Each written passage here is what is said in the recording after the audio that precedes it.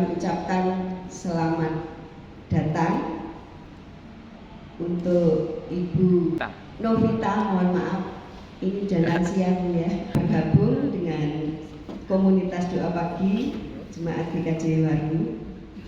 Kiranya dapat membawa jiwa-jiwa baru yang bergabung dalam komunitas ini. Nama Tuhan semakin dimuliakan.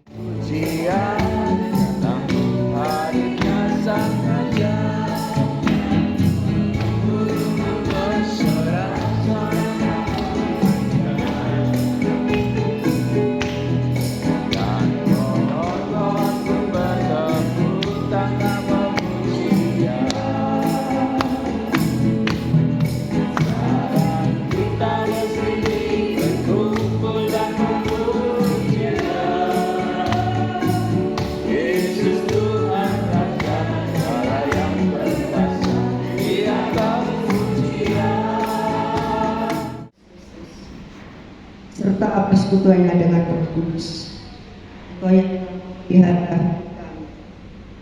yang membangunkan kami dari tidur semalam dan boleh menambah umur kami hari ini. Dengan puji-pujian syukur kami naikkan bagimu ya Bapa, Bapa Allah yang hidup di dalam Putramu Yesus Kristus. Izinkan kami anak-anakmu, khususnya di dalam komunitas doa pagi, hendak bersujud, berlutut di kakimu, mohon ampun segala dosa pelanggarannya. Karena nama saya ternyata tidak saya saja yang memiliki, banyak yang bernama Sulistianingsih. Nah, dengan adanya nama yang hampir sama, mirip dan sama persis, sehingga kami mengalami sesuatu hal, Bapak Ibu. Saya kemarin hari Kamis terkapar di IGD. Mengapa? Karena akibat salah nama itu tadi. Terus saya gini, jadi jenengku ki pasaran akeh sing padha. Ini buktinya Mas, saya diapakan saya tidak tahu. Ini bersih gitu ya, sama ini. Ceritanya saya pada tanggal 30 itu waktunya kontrol mata katarak. Terus karena 30 bersamaan kami menerima ibadah Patuwen di Kediri jadwalnya, sehingga untuk pengambilan obat yang lama itu saya tinggal pulang untuk menyiapkan persiapan ibadah di rumah. Karena saya juga membutuhkan obat, saya minta tolong saudara untuk mengambilkan. Kemudian obat itu sudah diambil, terus saya tidak langsung membuka atau minumnya atau memakainya karena masih menyelesaikan urusan. Ya setelah selesai ibadah, saya bersih-bersih sampai malam. Mungkin setelah itu dilanjutkan doa malam sampai jam mungkin tengah malam, kurang lebih jam 1 baru selesai. Saya capek tidur, nggak buka obat itu. Nah, paginya setelah sarapan pagi saya buka obat itu. Karena dokternya mengatakan waktu tanggal 30 itu, Ibu persiapan ya untuk operasi katanya. Jadi mungkin bulan depan kontrol itu persiapan dengan puasa dan rumah. Bulan Mei itu, ini sudah masuk bulan Mei. Kemudian setelah sarapan saya buka obat itu, loh kok obatnya berbeda. Ada tablet yang diminum dan yang diteteskan 2. Padahal biasanya tidak ada yang diminum. Saya buka namanya. Kok ini Sulistiawati? Apa betul ini? Pikiran saya, oh mungkin saya mau dioperasi jadi obatnya ditambah begitu. Terus namanya kok Sulistiawati, mungkin ini yang nulis bagian farmasinya keliru. Pikiran saya begitu. Terus saya buka resep obatnya betul 3 jenis. Terus dalam suara hati kecil saya itu mengatakan, buat jangan dulu. Tapi ada suara lagi, cepat diminum biar mata ini nanti kan waktunya saat teduh untuk baca firman biar jelas gitu. Saya minum obat itu, semuanya 2 saya teteskan, yang 1 tablet saya minum. Setelah selesai minum, loh, badan saya ini kok geringgingin semua. Geringgingin tuh kesemutan Bapak Ibu. Kesemutan, terus mata ini kok berkunang-kunang. Terus kepala ini kok gini seperti mau vertigo. Saya pikir karena saya kecapean mesti vertigo. Mungkin aku sedang mau vertigo. Terus tak rasa-rasakan kok semakin nggak enak. Nah untungnya anak saya itu datang, sudah mulai diperiksakan aja. itu ditunjukkan sama anak saya atau bagian penerimaan. Terus setelah dicek dengan data komputer itu betul salah nama. Itu bukan obat saya, tapi sudah terlanjur saya minum Bapak Ibu. Jadi bukan miliknya. Terus KTP saya diminta, BPJS minta. Oh betul ini salah orang ini, obatnya diminum, KTP-nya tanggal lahirnya, nomor kliniknya nggak sama. Berarti ini salah, ini bukan obatnya ibu ini. Terus saya sudah dirawat di situ. Terus yang ya anak saya yang ngurusin. Terus ya begitulah Bapak Ibu. Tapi saya percaya Tuhan Yesus tidak membiarkan. Kalau memang Tuhan Yesus menghendaki saya masih hidup, puji Tuhan, bisa melakukan tugas yang seperti yang ditugasi. Bisa jumeneng wonten ngaji niki.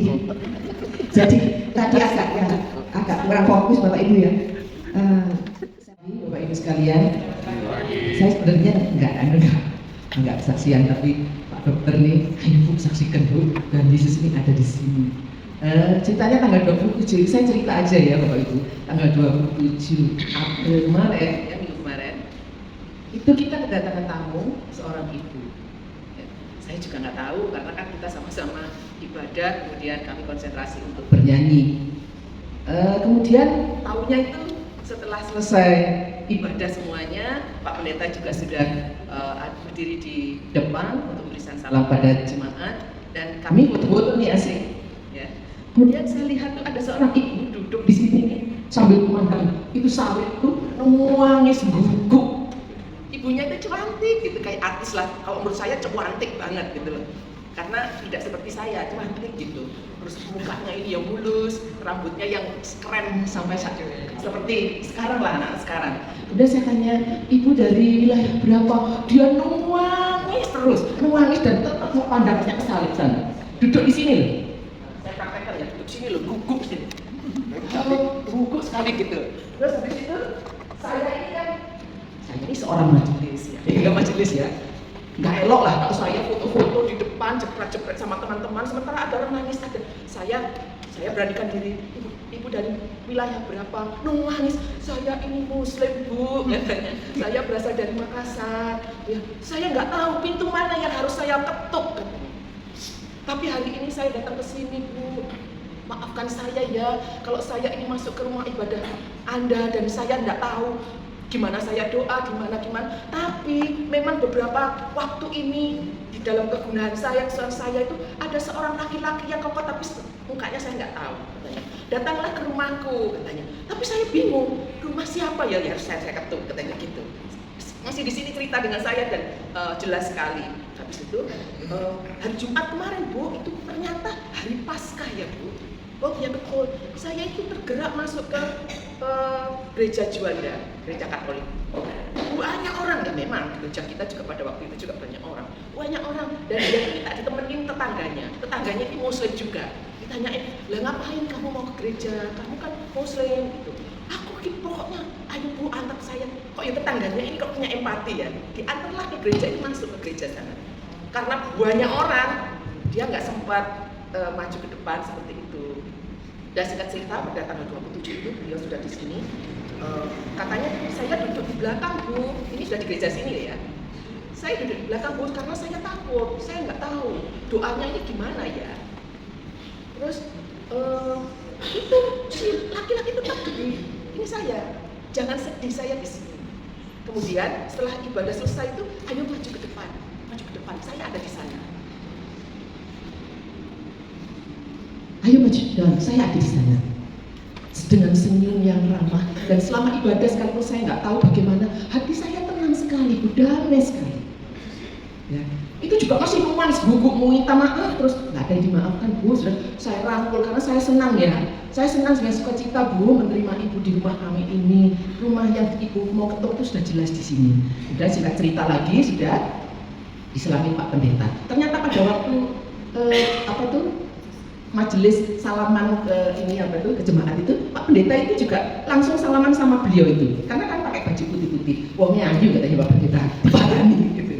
Nah pada saat setelah selesai saya itu juga, saya bilang, Pak ini ada tamu gini, terus dibawa sana. Saya ini dipegangin dan Ibu saya tolong ya Bu, tolong dampingi saya. Pak pendeta bilang, iya Bu, minta dampingin aja.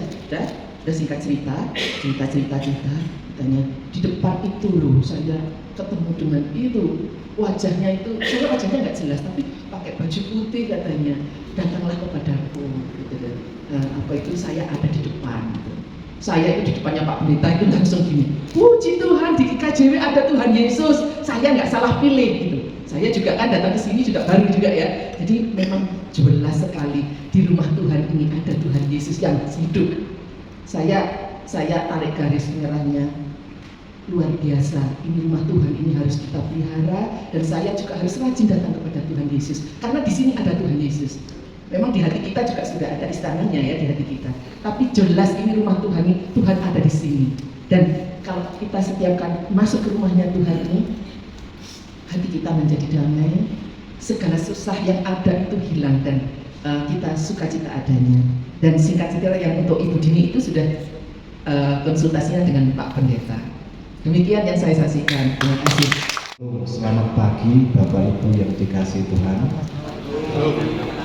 Sebelum kita bersama-sama bergumul dengan firman Tuhan, mari kita menghadap Tuhan dulu untuk bersekutu dalam doa. Mari kita berdoa. Selamat pagi Bapak yang penuh kasih. Kami bersyukur kepada-Mu ya Bapa atas hari baru yang membawa kesegaran ini. Pagi ini kami siap memulai segenap aktivitas kami dan juga pelayanan kami. Kiranya Engkau berkati setiap apapun yang kami lakukan hari ini ya Bapa. Suaranya mungkin dengar merdu ya, jadi giken-giken gitu ya.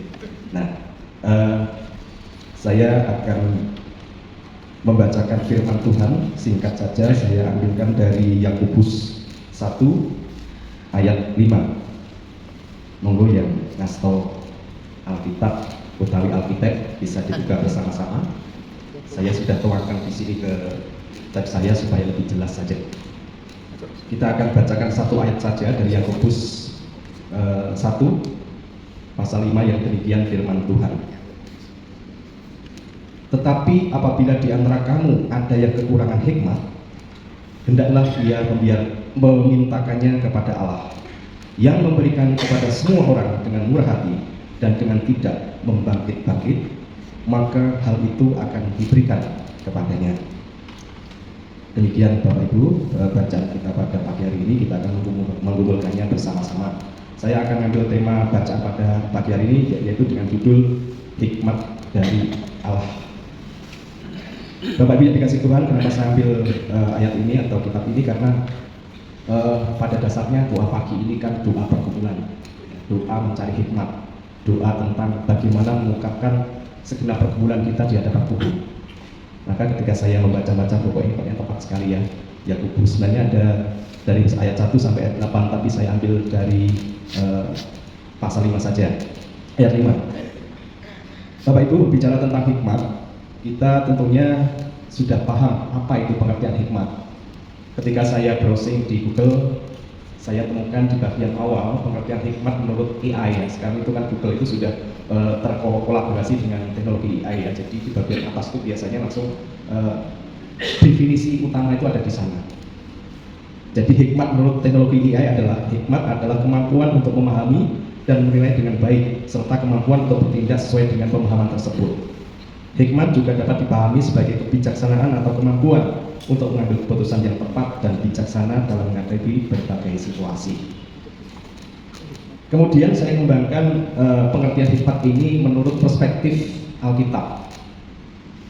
Jadi hikmat menurut Alkitab atau kepercayaan kita adalah kebijaksanaan atau pengertian dan kemampuan untuk bertindak sesuai kehendak dan rencana Tuhan. Jadi hikmat ini adalah anugerah yang dari Allah, bukan hanya pengetahuan atau kecerdasan manusia, tetapi kemampuan untuk memahami dan menerapkan prinsip-prinsip kebenaran dan kebaikan di dalam hidup. Bapak Ibu yang dikasihi Tuhan, di dalam kehidupan kita sehari-hari tentu kita sering mengalami hal-hal atau pergumulan di mana kita harus memutuskan di antara beberapa pilihan yang berat. Sebagai contoh, beberapa waktu yang lalu ada peristiwa besar di GKJ Waru, yaitu dengan adanya pemilihan penetua diaken. Ini tentu juga merupakan sebuah pergumulan bagi jemaat yang terpilih. Kenapa? Ya karena di antara sekian jemaat yang terpilih, tentu ada yang sifatnya masih baru, ada yang setengah baru, atau ada yang sudah lama atau berpengalaman. Bagi jemaat yang baru dan terpilih, ini tentu sebuah peristiwa besar, di mana selama ini yang biasanya dilayani, tiba-tiba terpanggil atau dipanggil untuk ikut melayani. Ini bukan perkara mudah Bapak Ibu, seperti yang saya rasakan awal-awal dulu ketika pertama kali saya dipanggil atau terpanggil untuk terlibat dalam pelayanan di GKJ Waru. Sebuah pilihan yang harus segera diputuskan. Pilihan apa? Tentu setiap orang itu memiliki kepentingan atau memiliki tugas masing-masing. Tugas pekerjaan di rumah atau di kantor, atau menerima tugas pelayanan di gereja. Selama ini kita sudah berjibaku atau bergumul dengan tugas-tugas kantor keseharian, bahkan 80% waktu kita kadang-kadang tercurah untuk tugas-tugas duniawi. Bahkan kita kadang-kadang nggak ada waktu lagi. Bahkan ketika hari Minggu pun tidak ada waktu untuk ke gereja, untuk bersekutu. Ini adalah sebuah pergumulan yang berat. Ini dialami oleh hampir setiap orang. Ketika tiba-tiba ada panggilan untuk melayani, tentu ini sebuah pergumulan yang tidak mudah. Loh, terus nanti pekerjaanku gimana? Terus bagaimana saya harus melayani? Kapan waktunya? Kalau misalnya dari pagi, siang, sore, malam, pagi lagi saya harus mencari nafkah. Tidak mudah Bapak Ibu, saya mengalami awal-awal dulu. Terus bagaimana saya nanti berbagi waktu dengan keluarga, dengan istri, dengan anak? Sementara waktu saya selama ini sudah habis di luar. Harus membaginya lagi dengan tugas pelayanan. Tentu yang pertama terlintas waktu itu, yang pertama dan spontan tidak bisa. Saya tidak ada waktu. Tidak ada waktu untuk melayani Tuhan. Bahkan ekstrimnya sebagai bentuk pembelaan diri. Bukankah melayani Tuhan itu tidak harus di gereja? Betul Bapak Ibu? Pernahkah kita merasakan atau punya pikiran seperti itu? Saya sendiri kadang-kadang merasakan seperti itu, dan saya juga pernah mendengar pernyataan seperti itu dari teman. Nggak harus ke gereja, nggak harus pakai sekolah, nggak harus tiap minggu itu melayani, itu banyak cara, banyak hal. Berbuat baik pun melayani. Iya betul teman. Tetapi apapun melayani dalam arti konkret itu bukan seperti itu. Kita harus menyediakan waktu untuk benar-benar bersekutu dengan Tuhan, melayani sesama dalam wujud real. Bukan istilahnya disambi-sambil bekerja, bukan. Nah, kembali ke topik, bagaimana kita harus mengambil keputusan itu. Seringkali kita langsung shortcut. Wis tak putus ke dia, aku jelas tidak bisa berbagi waktu mengemban tugas sebagai penetua diaken, sebagai majelis, dengan harus mengorbankan tugas utama saya. Begitu Bapak Ibu. Jadi tanpa meminta petunjuk, tanpa meminta tanpa berdoa, tanpa meminta petunjuk dari Tuhan, diputuskan sendiri. Karena apa? Pemikiran kita ada. Keinginanku, tujuanku adalah aku yang memutuskan. Bahkan anak istri pun tidak bisa. Saya sendiri yang memutuskan. Itulah egosentris kita. Padahal Tuhan melalui Yakobus tadi menyarankan, memintalah hikmat. Hikmat itu apa? Ya tadi pengetahuan tentang segala hal yang menyangkut kehendak Tuhan. Mintalah kepada Tuhan. Tuhan dengan senang hati akan memberikan petunjuk. Sering kita ragu Bapak Ibu, kenapa kita tidak langsung menghadap Tuhan, meminta kepada Tuhan? Karena jawaban Tuhan itu sering tidak sesuai dengan kehendak kita, betul tidak Bapak Ibu? Ketika misalnya kita sedang sakit, Tuhan sembuhkan saya. Tuhan, kenapa saya merasakan penderitaan seperti terus? Saya sudah bersekutu, saya sudah berdoa tiap minggu, setiap hari, setiap saat. Tapi kenapa juga tidak kunjung sembuh? Banyak pergumulan yang kita rasakan, dan ketika kita curahkan kepada Tuhan, tapi kenapa? Tuhan kok enggak, seperti enggak mendengar, seperti enggak segera mengabulkan doa-doa kita. Bahkan ketika saya juga melebar bulan beberapa waktu lalu, ketika hampir 1 bulan penuh saya di rumah sakit membela saya juga hampir merasakan sebuah keputusasaan secara manusia. Terus dia langsung menemani teko di aku ya. sebulan penuh orang turun di rumah sakit. Pernah terlintas seperti itu Bapak Ibu, dan itu wajar sebagai manusia. Tetapi ketika hikmat itu saya dapatkan secara tidak sengaja, hikmat berupa kemudahan, hikmat berupa kelancaran. Saya benar-benar merasakan banyak peristiwa ketika di rumah sakit. Berbagai macam kemudahan dari ketika saya masuk, kemudian perawatan sehari-harinya, sampai akhirnya diizinkan untuk keluar dari rumah sakit. Banyak sekali yang saya rasakan. Kemudahan-kemudahan itu, di antaranya saya kebetulan selalu dipertemukan dengan orang-orang baik. Mulai dari dokter, mohon maaf Pak Sakti, saya menyambut Pak Sakti. Saya tidak sengaja dipertemukan dengan Pak Sakti. Saya tidak sengaja dipertemukan dengan Ibu Christine. Saya tidak sengaja dipertemukan dengan putri dari Ibu Christine yang kebetulan juga dokter di SIM. Itu sebuah jalan tol Bapak Ibu, di mana dengan kenal dengan orang-orang baik ini, proses yang saya alami di rumah sakit itu adalah sebuah kemudahan yang luar biasa. Ini sekaligus kesaksian. Kemudian apa? Ya kemudian dalam perawatan. Saya merasa itu. Saya waktu menunggu di ruang tunggu itu ada banyak orang pasien, penunggu keluarga pasien yang di situ. Di ruangan ICU tempat anak saya dirawat itu adalah steril. Tidak sembarangan orang bisa masuk. Ketika masuk pun akan dipanggil dan itu waktunya sangat dibatasi. Tapi saya itu merasakan sering keluar masuk di sana. Sampai ada keluarga pasien itu yang kebetulan komunikasi baik dengan saya itu iri, Mas, sampai kok enak ya? Kenapa? Kok bisa beberapa tuh suwe nih jelu? Aku lagi nunggu diri apa metu? Saya nggak tahu apakah ini memang kebetulan atau memang ini hikmat dari Tuhan. Saya nggak tahu, tapi saya merasakan itu. Benar Bapak Ibu, sampai iri seperti itu. Saya jelaskan, enggak Mas, ini memang kebetulan saja. Karena saya memang diajak berkonsultasi dengan dokter. Saya juga saudara saya juga parah, harusnya juga begitu.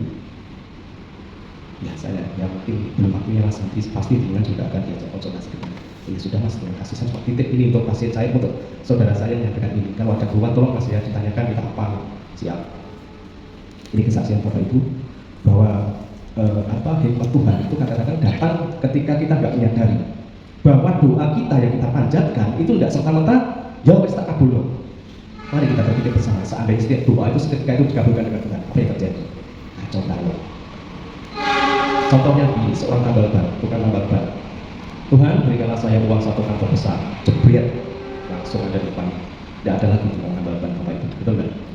Karena semua orang jadi kaya. Seorang sopir, Tuhan berikan saya mobil Alphard, saya tidak mau lagi narik angkot. Jebret, ada mobil Alphard di depannya. Ada lagi, apakah selanjutnya kita tidak ada kesulitan lagi? Sulit malah. Jadi kalau kita berpikir jauh ke sana, hikmat itu memang ketika kita berdoa, Tuhan tidak serta-merta menjawab doa kita, tetapi Tuhan akan memberikan yang terbaik atas doa-doa kita. Amin Bapak Ibu. Ya.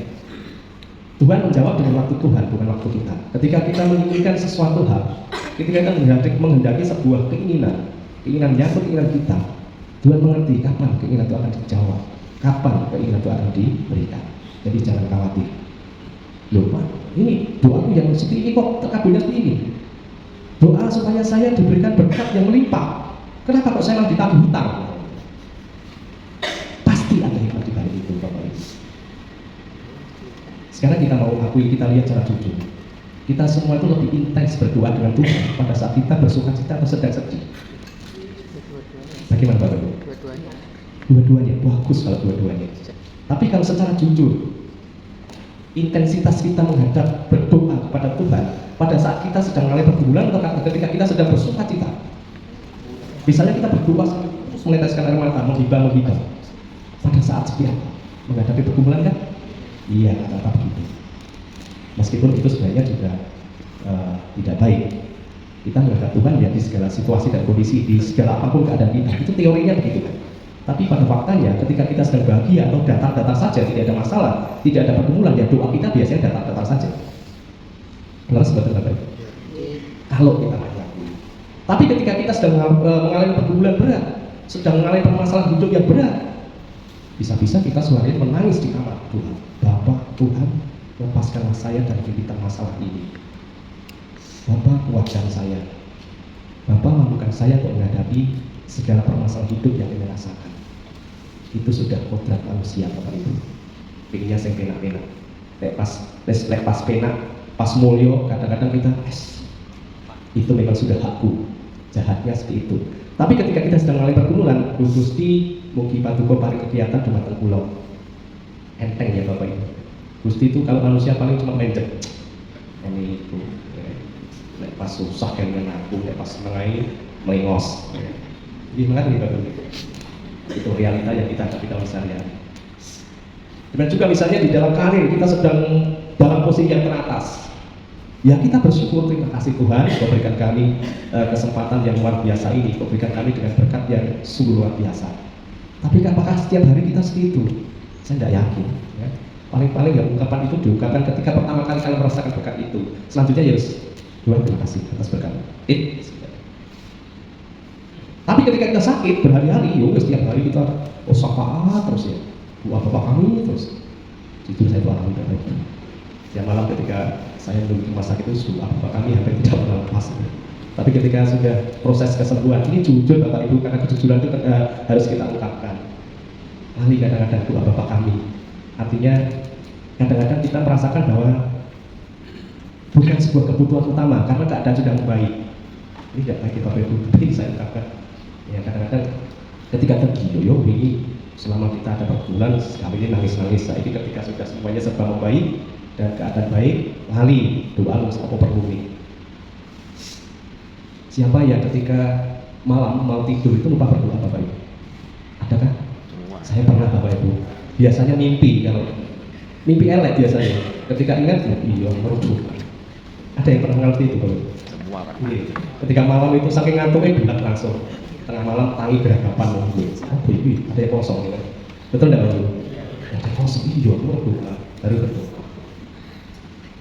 Demikian Bapak Ibu. Jadi kembali apa yang dikatakan Yakobus tadi, bahwa Yakobus mengajak kita untuk meminta hikmat selalu. Karena Tuhan menjanjikan bahwa akan memberikan hikmat doa yang kita sampaikan kepada Tuhan dengan syarat tentunya.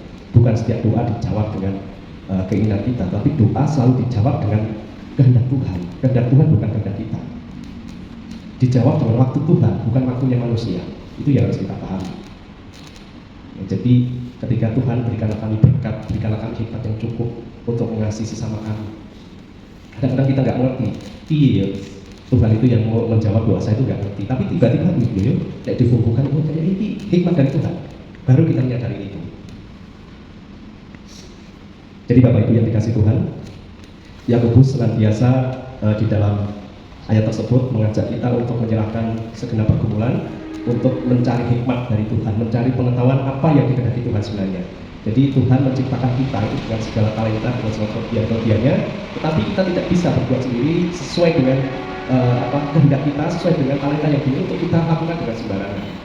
Tuhan itu memberikan kita anugerah, Tuhan itu memberikan kita hikmat, Tuhan itu memberikan kita kemampuan. Beda, nah kemampuan orang satu dengan yang lain itu beda-beda. Kenapa nggak sama? Ya kalau sama berarti tidak ada dinamika. Ya. Kalau sama, talentanya Pak Sakti sama dengan talentanya Pak Marsono. Talentanya Pak Marsono sama persis dengan talentanya Ibu Eli. Tidak berwarna. Jadi dunia tidak berwarna, semuanya sama.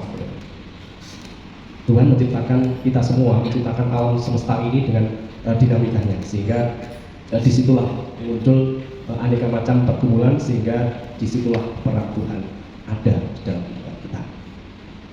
Bapak Ibu sekalian, kita akan senantiasa mengadani apa yang disampaikan oleh Yakobus tadi, bahwa Tuhan membuka diri atas setiap pergumulan yang kita rasakan.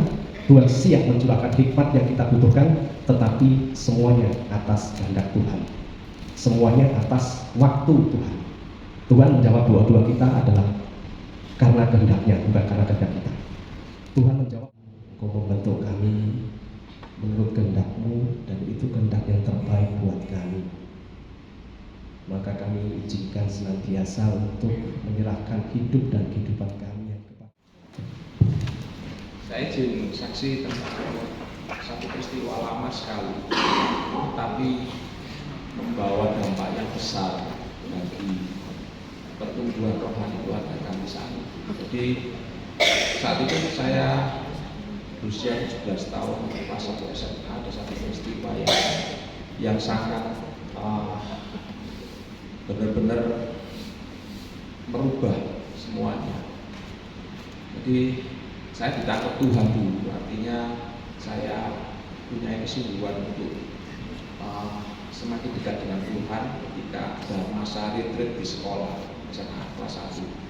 Jadi momentum itu tercipta pada diri saya, dan bulan sekitar 2 bulan atau 1 bulan kemudian setelah masuk SMA itu ada satu peristiwa ayah saya itu terkena ledakan. Jadi di pabriknya, jadi ledakan itu sangat membuat dia terlempar 7 meter, kemudian mengalami luka bakar hampir 70%. Dan ayah dalam pergumulannya itu benar-benar membawa dia kepada satu refleksi ya. Dan parah sekali ayah pada saat itu, ingat dulu pabriknya di Daitun, sekarang sudah jadi tanah. Jadi di Waru itu ada satu pabrik, karena dilaporin sama anak buahnya ada yang terbakar. Ayah datang, tapi sebelum datang dibuka di satu tong bakar, meledak, itu meledak. Dan ayah terlempar jauh. Tapi pada saat itu dia sadar. Dia sadar langsung memandu bawa anak ke rumah sakit. Jadi sama mobil bosnya dibawa. Dulu tidak ada banyak rumah sakit. Tahun 87 tidak ada rumah sakit. 1987 tidak ada rumah sakit, langsung ke Husada di Undaan. Dan dalam pergumulan itu benar-benar saya melihat ayah saya itu gosong semua wajahnya, kayak sate semua. Jadi dia terbaring, dia sadar, dan dia mengalami kesakitan yang sangat, karena besok harus operasi. Saya lihat itu, kalau gambarannya itu luka terbakar seperti itu karena dia kena balar ledakan. Dia semua kasurnya basah, kemudian dia cuma berkata, Tuhan Yesus tolong, Tuhan Yesus tolong. Dalam pergumulannya memang sungguh berat. Selama sikapnya ayah dirawat sampai sekitar 2 bulanan, dan dalam pergumulan masa-masa kritisnya dia ada pada lorong jurang yang jauh sekali. Tapi ketika dia menyebut nama itu, nama Kristus, dia sadar dan dia mengalami kesakitan. Sadar dan kesakitan, dia sadar. Kemudian tangannya kaku semua karena lukanya ini di sini, luka semua tangan, luka semua badan, ini pulih, kena semua, jadi 70%. Kalau sisa itu. Dan pergumulan itu berat sekali, dia harus berusaha sehat ya. Dengan semangatnya, tangannya kaku semua, dia harus kencengin diri supaya semua kaku-kaku semua, dipaksa dia untuk bisa sehat. Nah, puji nama Tuhan, secara intinya adalah sehat. Tapi begitu peristiwa itu mengubah Bapak menjadi karakter yang berbeda. Jadi berbalik. Beliau ini karakternya karakter yang temperamental. Awayu, almarhum Awayu. Dia kalau dia misalkan di mobil, saya ingat benar ketika dia di pajak di jalan, kemudian ada yang nyalip, dia mesti kejar dia orangnya, kemudian kamu salah ya, diajak bertengkar di situ. Pernah juga mendapat dulu di GKJ Darmo, mendapat salah satu majelis karena ditagih iuran gitu, didatengin mau diajak berkelahi majelisnya, sampai seperti itu karakternya. Tapi begitu ayah berubah dalam peristiwa itu, momentum itu terjadi pada diri ayah, dan itu merubah semua pergumulan hidup ayah menjadi seorang yang berbeda. Dan itu disaksikan dan menjadi berkat banyak. Mungkin ada beberapa yang di sini yang kenal Bapak di wilayah 8 di kami. Dan itu berbeda. Itu yang ayah yang Pak Wahyu yang Bapak itu kenal itu yang sudah baru. Dan itu karena Kristus sendiri yang merubahnya. Jadi Bapak Ibu sekalian, peristiwa itu kami alami. Suatu saat juga putri saya nomor 2 berkata, apa sih momentum mama papa dalam meniru Tuhan? Dia cerita, salah satu momentum yang dia ceritakan adalah ketika kedua putri saya di sini peristiwanya, kemudian jalan dari gereja, acara Natal atau apa asik dari ibadah jalan itu di tengah kereta api itu ada kereta api yang di sana. Pada saat itu kalau nggak salah Pak Yoko yang teriak, hanya teriakan Pak Yoko saja yang dia dengarkan. Mereka lepas sekian detik mau tabrak kereta. Herannya itu ketika saya bertemu dengan mereka saat kejadian itu, Bapak Ibu sekalian, saya dipeluk sama ketiga putri saya. Dan itu merubah putri kedua saya dengan bagaimana dia semakin melekat dengan Kristus. Jadi intinya Bapak Ibu, setiap peristiwa yang ada di hidup kita, percayalah bahwa itu adalah bentuk kasih sayang Tuhan atas hidup kita. Kasih sayang Tuhan kita yang hidup, yang ada di setiap kita, termasuk saat-saat ini atau apapun peristiwa, baik yang lalu maupun yang akan datang. Jadi itu jadikan pelajaran. Inti pelajarannya adalah, kesaksian saya adalah semua peristiwa itu yang sedih sekalipun itu menjadi bagian kemelekatan kita dengan Sang Kristus, pemilik kehidupan. Atur nuwun, Gusti berkati. Shalom. Shalom. Shalom. Shalom. Puji Tuhan. Selamat pagi Bapak Ibu, saudara-saudara yang terkasih dalam Tuhan. Pertama-tama saya mengucapkan selamat datang, selamat pagi buat Ibu Novita. Tuhan Yesus senantiasa memberkati Ibu. Yang kedua, saya mau tanya Bu Dwi. Bu, permasalahannya piye?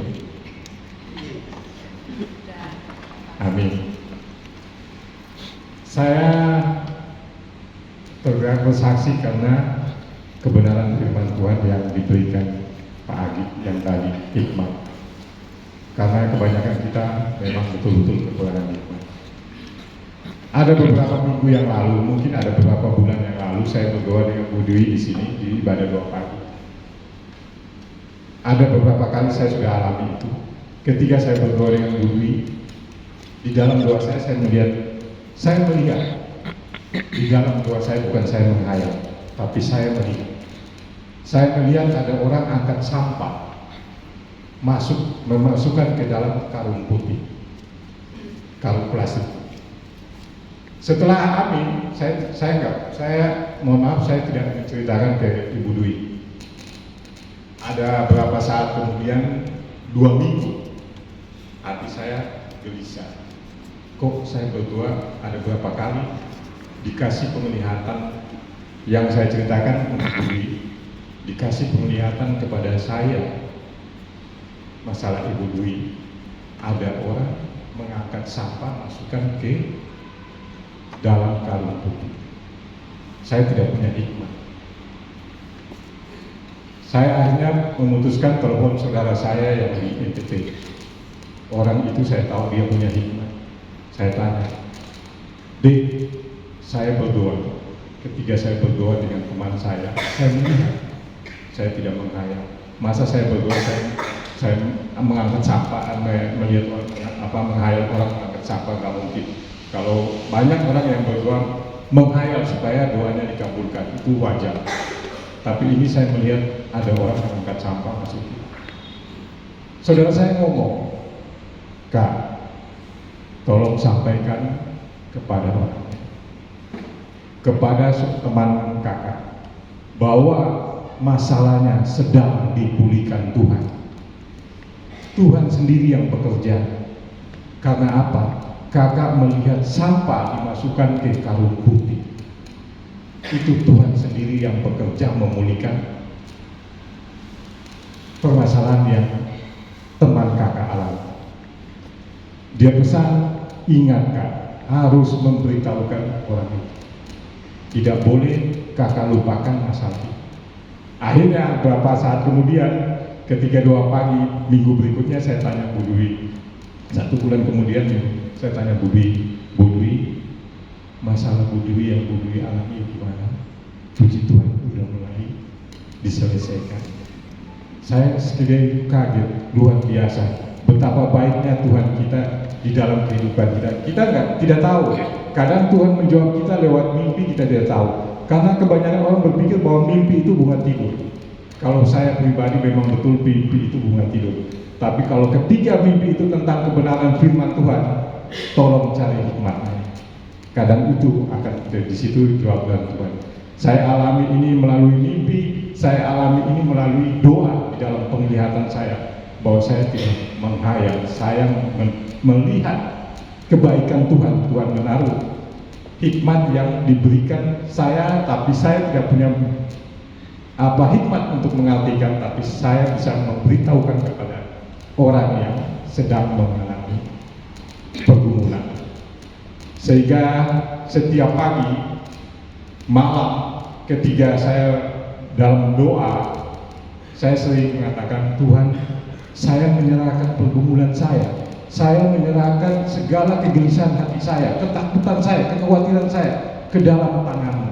Saya minta Tuhan, tukarkan dengan damai sejahtera dan sukacitamu yang melimpah di dalam kehidupan saya. Itu yang sering saya doa. Memang kita manusia kadang, walaupun sudah doa begitu, terkadang kita masih dipenuhi dengan kekhawatiran. Tapi lama-kelamaan, perlahan-perlahan Tuhan akan memberikan damai sejahtera dan sukacita yang kita inginkan di dalam hidup kita. Terima kasih Bapak Ibu. Puji Tuhan, kita tepuk tangan untuk kebaikan Tuhan Yesus kita. Menunjukkan bahwa Tuhan Yesus itu Tuhan kita yang luar biasa. Tidak ada yang membandingi, tidak ada Tuhan seperti Tuhan Yesus. Saya tambahkan kemarin itu Bapak Ibu, saya itu percaya bahwa saya melangkah dari rumah itu masih sadar, sampai naik mobil, sampai turun IGD. Saya ingat firman Tuhan bahwa Tuhan Yesus itu naik ke surga pada hari setelah disalib. Hari keberapa ya? Ke 40 ya Bapak Ibu ya? Ya, 40. Jadi pada saat ini Tuhan Yesus itu masih mengitari kita semua, orang-orang yang percaya. Itu yang saya imani. Dan pada waktu saya dinaikkan ke atas bed, saya memanggil Tuhan Yesus terus Tuhan Yesus saya panggil. Ternyata betul Tuhan Yesus yang datang. Dan pada saat saya dirawat di sana, nggak tahu diapakan, saya tangan saya segalanya, saya tetap memanggil Tuhan Yesus. Tapi hanya di hati saya tetap kontak dengan Tuhan Yesus. Saya berdoa kepada Tuhan, Tuhan, saya mohon Tuhan sembuhkan ya Tuhan. Karena saya mendapat tugas untuk membuka doa pagi di GKJ Waru di dalam komunitas saudara-saudara kami di sana. Puji Tuhan Bapak Ibu. Di sini kebetulan ada Pak Dokter ya Pak ya. Boleh saya sharing sedikit. Obat yang bukan obatnya, tapi diminum itu bahkan sama halnya dengan masukkan racun ya Pak. Demikian Pak Sadi, Pak Dokter. Betul ya Pak? Puji Tuhan. Sudah 2 kali ini Tuhan menawarkan racun dalam tubuh saya. Yang pertama, saya diracuni dengan racun sungguh melalui makanan. Dan saat itu saya sudah istilahnya orang mungkin sudah mati ya. Karena saya bisa melihat tubuh saya sendiri. Jadi sebelum peristiwa ini, jauh sebelumnya, saya sudah masukkan racun Pak Sati, tapi bukan dari obat. Nah, setelah saya di tempat tidur, saya melihat tubuh saya kok di situ, ngapain itu di situ? Terus saya dengar agak agak jelas ya dengar. Cepat bawa ke rumah sakit. Saya nggak punya alatnya. Dokternya bilang begitu. Ada dokter praktek di depan rumah mertua saya. Saya mungkin pada waktu itu masih sadar, digendong suami saya dimasukkan dokter itu. Karena saya habis makan tahu campur, terus sesak, sulit tarik nafas Pak. Setelah saya dibawa ke situ, loh kok seperti melayang ya, saya melayang. Akhirnya enggak.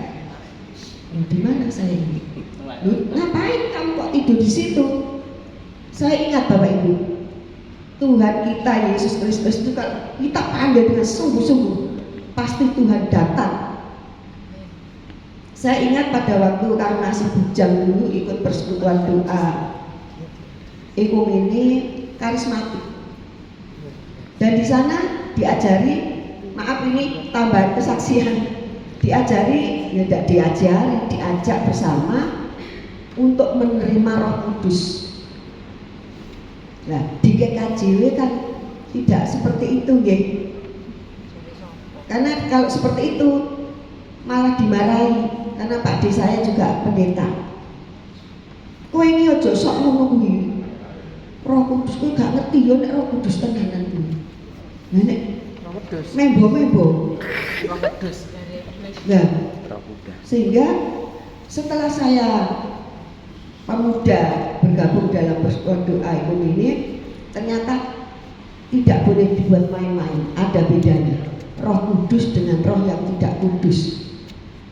Roh Kudus datang itu rasanya beda pokoknya. Lidah ini digetarkan sendiri, bahasa roh namanya. Nah, pada saat kami bisa melihat tubuh saya pada saat itu, loh, terus kok ada bahasa lidah, bahasa roh. Akhirnya menuntun roh saya yang bisa di atas tubuh saya itu kembali pada tubuh saya lagi. Nah, setelah itu saya, loh, aku kok di sini? Tadi kan di rumah makan tahu campur. Saya ternyata dibawa suami saya, nggak tahu itu dinaikkan apa. Pokoknya setelah itu saya agak sadar sedikit lagi, kok sudah di rumah sakit, sudah dipasang infus dan lain sebagainya. Tepat jam 12 malam kurang 5 menit, saya ke belakang.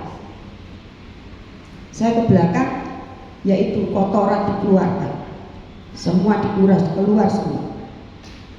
Sampai mungkin 1 jam saya di belakang Pak Dokter.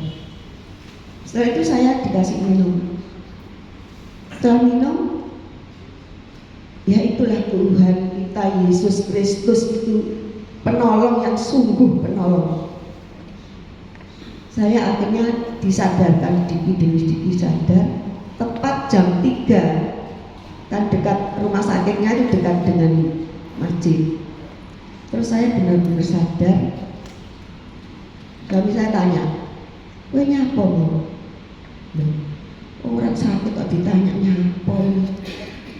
Nah saya tadi kan juga mestinya tanya, aku kenapa kok bisa di sini? Oh kalau itu kita pulang aja ke Kediri. Saat itu posisi kami di Babat Lamongan Pak. Nah setelah pulang dari Kediri, puji Tuhan, Tuhan sendiri yang menuntun segala sesuatunya sampai pada kendaraan, sampai di rumah dapat kendaraannya dengan cepat tepat, dan saya boleh hidup segar kembali seperti tidak ada masalah. Walaupun mudah-mudahan ini sudah terakhir, ada racun yang nyasar dalam tubuh saya. Semoga tidak ada hal yang lain, tapi semua ini rencana Tuhan untuk menunjukkan kekuatan kuasa Kristus. Itu betul-betul luar biasa Bapak Ibu. Betul saya rasakan dalam kehidupan saya pribadi. Anak Tuhan, mbok racunan gak mangsah selama Tuhan Yesus ada di dalam hidup.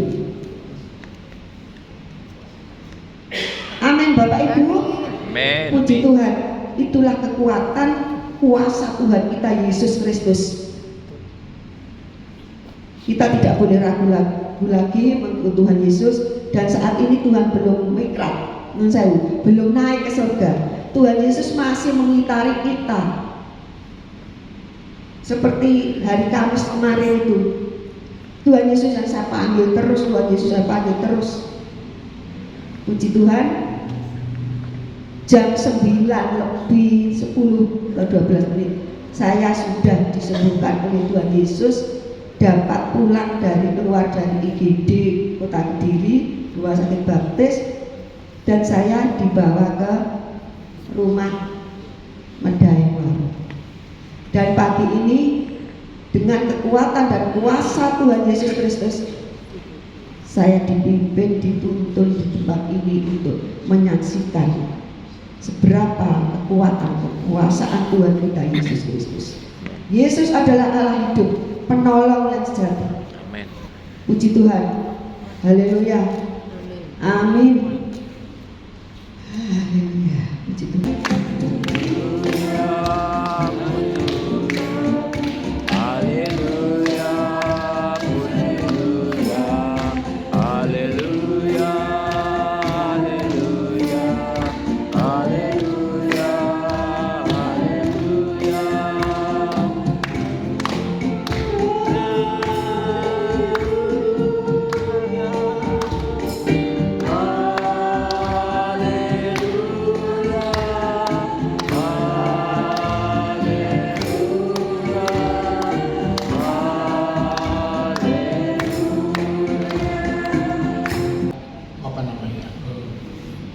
Membuka kembali lagu-lagu lebih banyak, lebih dari 30. Kita sedang mempersiapkan rencana kunjungan GKJ di desa Tomang. Kita mau cari lagu-lagu kira-kira apa yang bisa kita bawakan nanti memuliakan Tuhan. Nah, ini teman-teman tuh bilang, lama kita nggak tampil di gereja ya. Pak Lasno bilang besok itu ada ibadah 2 pagi. Nah, terus sudah kita tampil di situ, nyanyi apa ya, tentunya lagu-lagu yang selama ini kita hafal. Lagu ini indah sekali dan menjadi favorit kami, saya kira Bapak Ibu sekalian, karena tadi kesaksian yang disebutkan Bapak Ibu sekalian tadi, intinya ini bahwa Tuhan punya rencana yang indah bagi kita melewati pergumulan, betul ya. Tapi Tuhan adalah indah rencana.